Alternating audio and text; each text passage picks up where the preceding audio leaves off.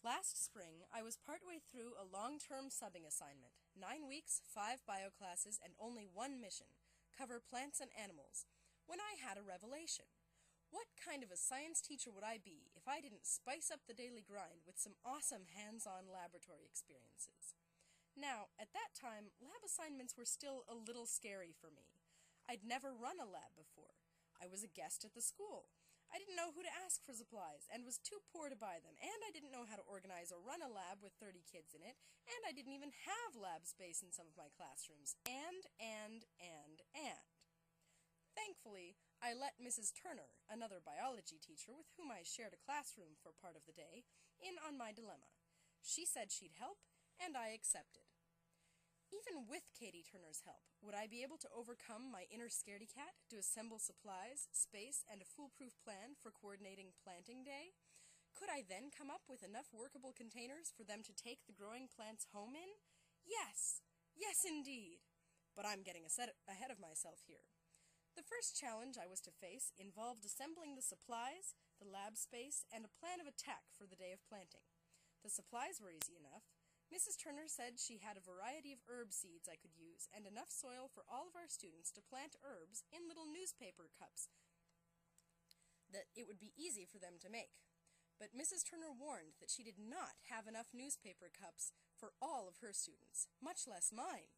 "No problem," said I, glad to contribute and put my ever-growing pile of Anchorage daily newspapers to good use. With Katie's encouragement and guidance, I also arranged to switch places with other teachers so I could be in lab-equipped classrooms all day on planting day. Not so hard at all when I have someone showing me the ropes, I thought. On planting day itself, however, I was a nervous wreck. A million things could have gone wrong. But did they? Of course not.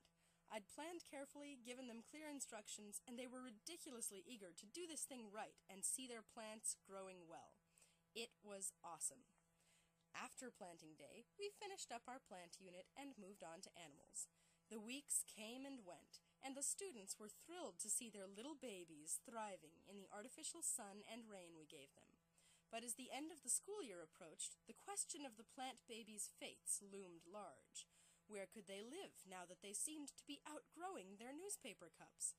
Who would care for them once everyone went home for the summer? Would they live or die? The students said they wanted to take their babies home, but no way did we have enough good pots to put the babies in, so we had to get inventive. 2-liter soda bottles were to be our salvation. By cutting the tops of the bottles off and inverting them into the bottom of the bottles, we could instantly have spacious pots with fantastic drainage and a built-in self-watering system to boot. But who has hundreds of 2-liter bottles lying around, really? FYI, the Anchorage Recycling Center is happy to look the other way when you come empty out their bins for use in school projects. The kids thought it was a great idea, and repotting day was even more of a hit than planting day had been. I took about 20% of the plants home myself, and the kids took the rest.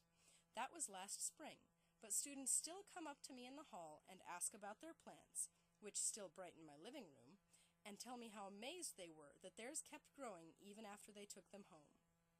Since then, I've had the opportunity and pleasure of putting together dozens more enjoyable lab experiences. Sometimes I still hear a little voice in my head telling me that labs are too hard, too much work, too much time for not enough return. And then I do the lab, because I know better. And it's awesome. I love it, the kids love it, and it's real learning.